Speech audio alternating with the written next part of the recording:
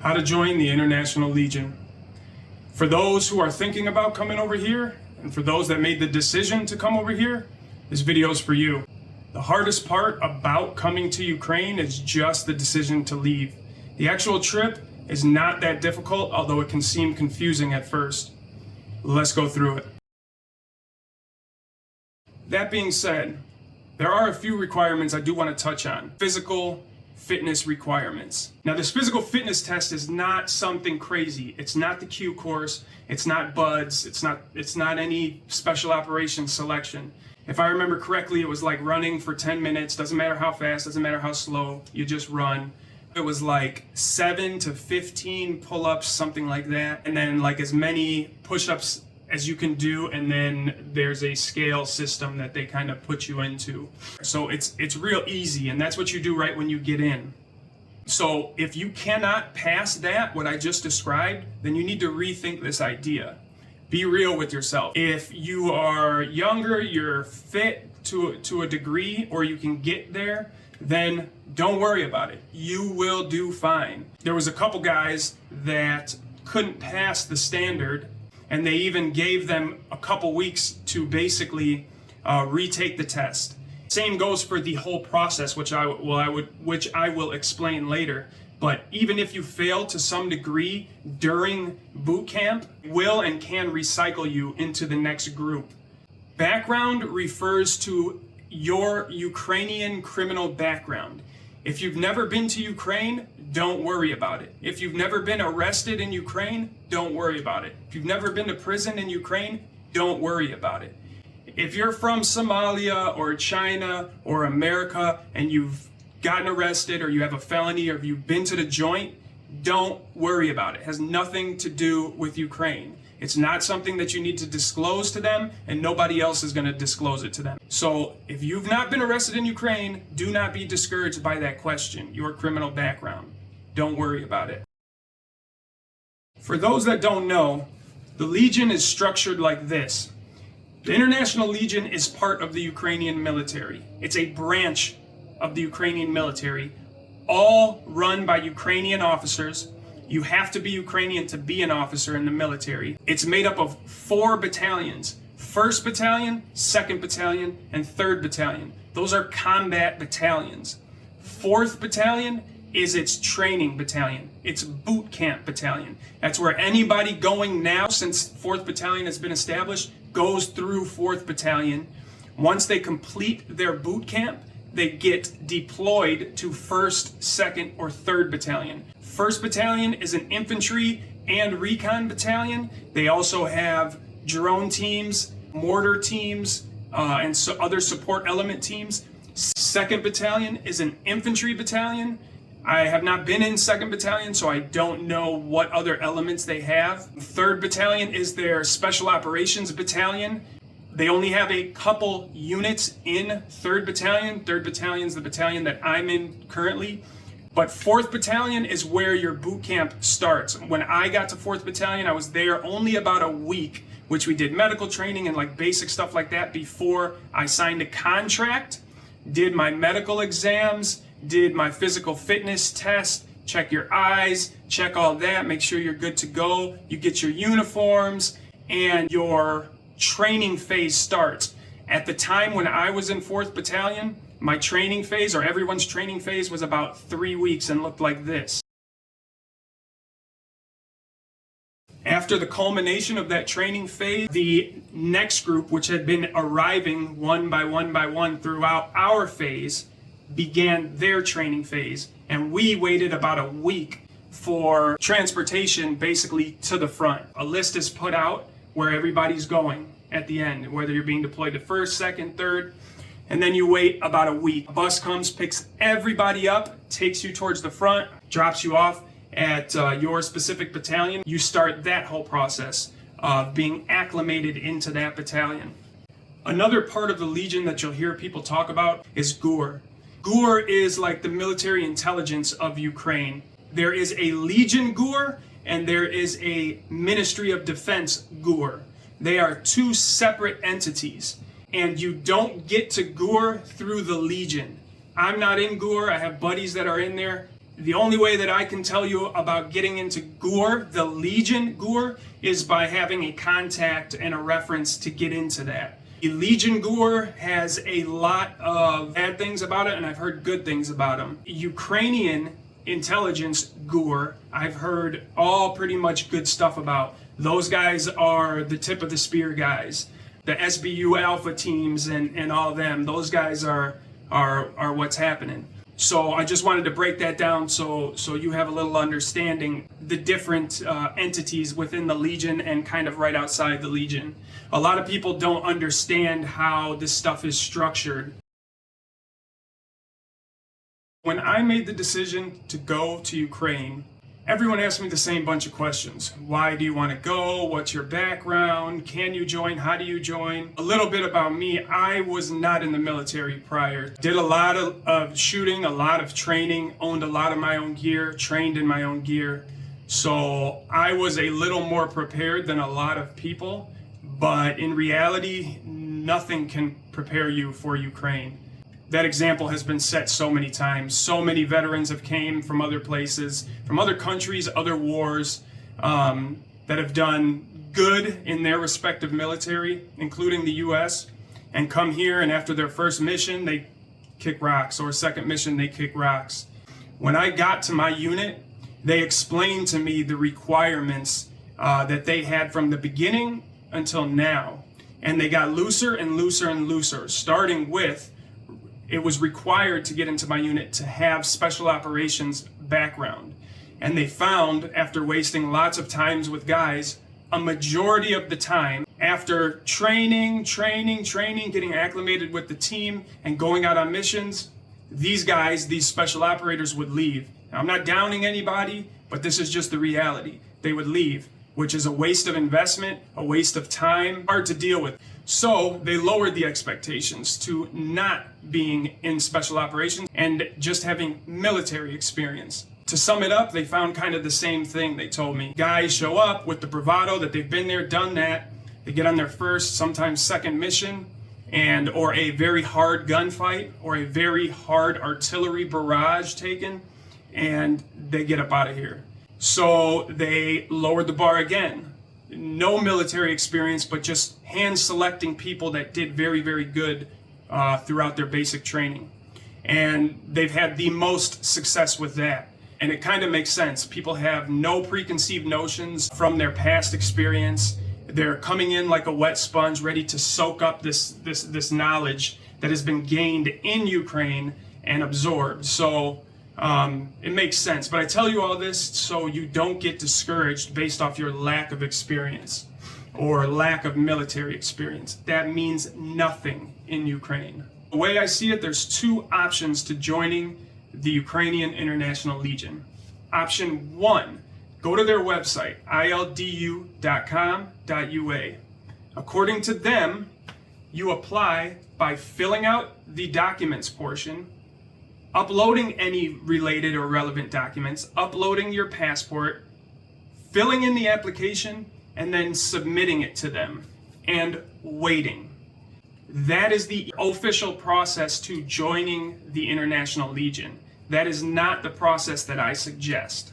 I prefer option two. When you do option one, all you're really waiting on after you fill out those documents and the application is for a recruiter to contact you. Option two is basically getting a recruiter's number. That's the key to everything.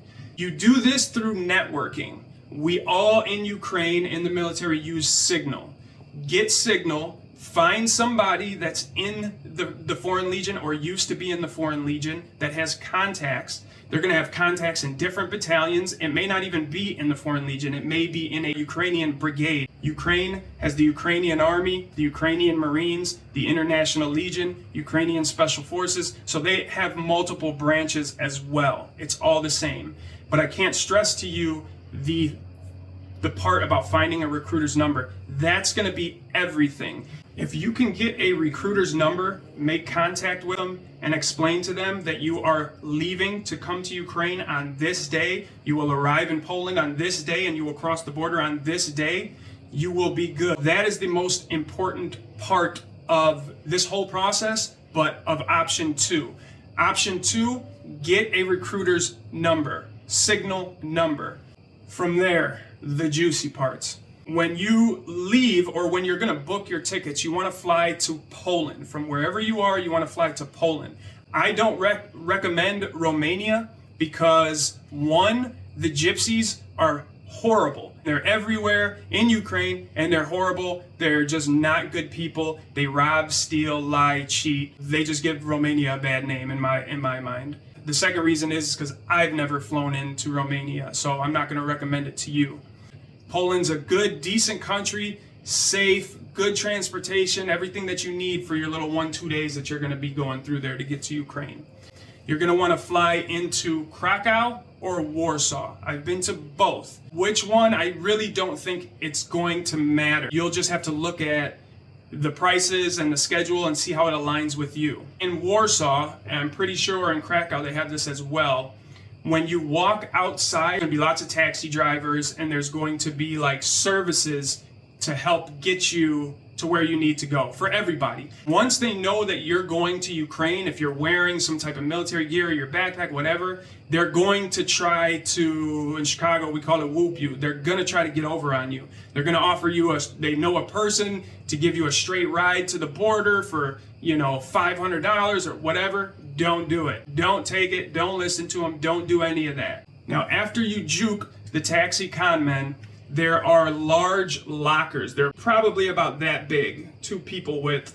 For a small amount of money, you can open the locker, you get the key, and stash your stuff in there. If you end up going like me, which I would recommend not taking too many bags and too much stuff, you can stash your bags in these lockers, you take the key with you, you can come back and get it later. That's for if you're gonna stay in a hotel for the day or maybe sightsee for the day. It'll really help you out. Your bags will be there. But let's say you don't have a bunch of bags and you're ready to rock and roll on your way right now. From the airport, you're gonna get in an Uber off the app to the train station, main train station in Warsaw or Krakow.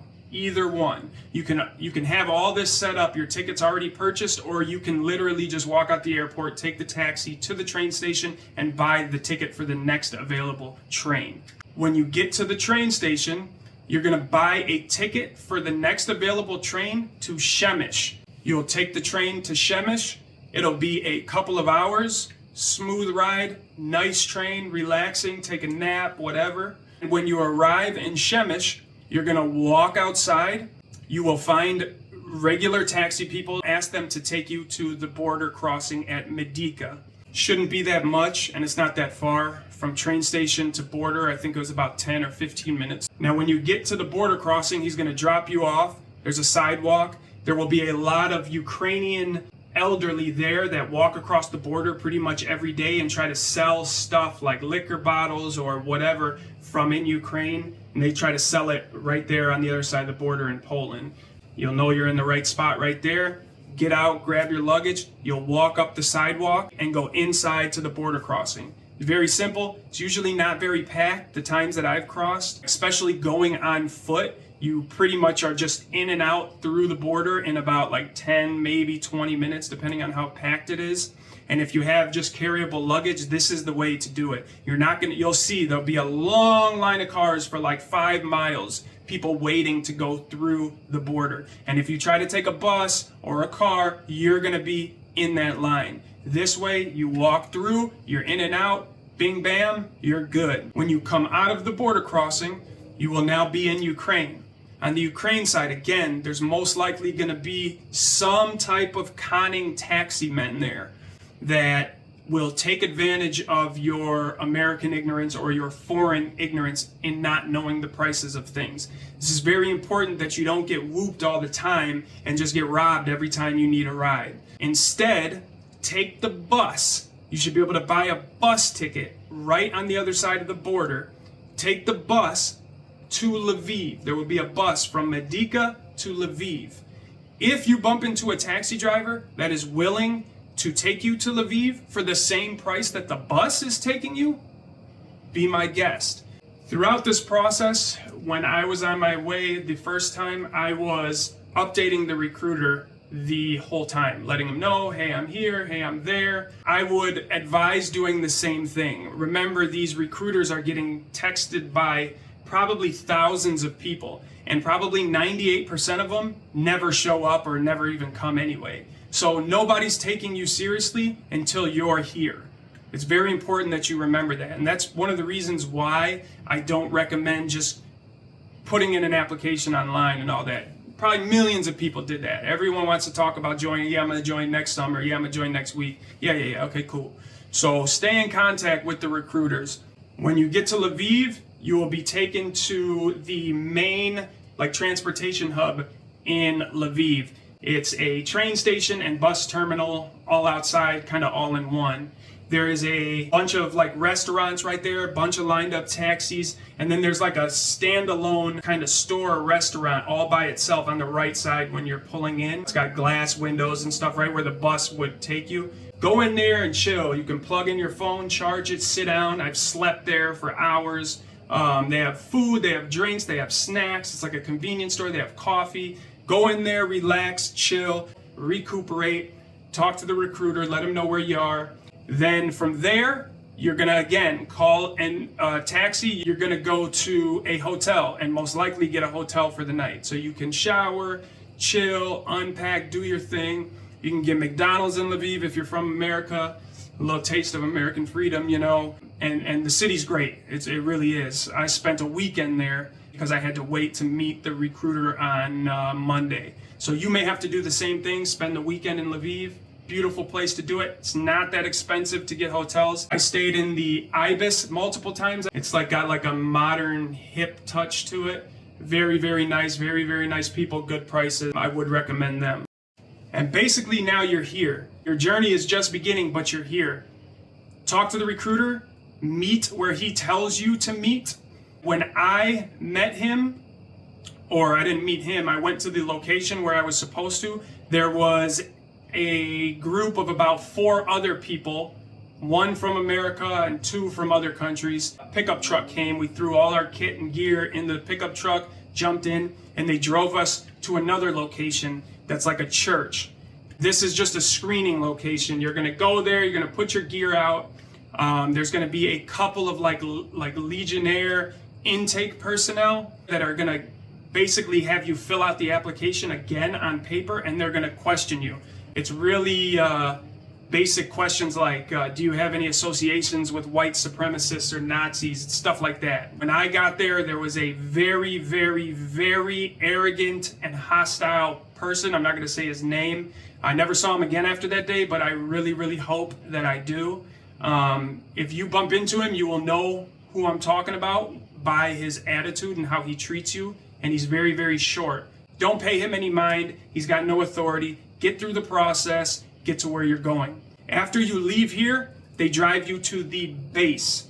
The base is Verblani. It is a portion of the Yavoriv military base, which I believe is the biggest military base in Ukraine. The Russians bombed it the second month of the war, but that's your starting point. That's where the Legion basically boot camp begins, is there. Once you get there, you are going to be signing a contract on with 4th Battalion. For those that are coming or that want to know what to bring to Ukraine, I will put out a video breaking all of that down.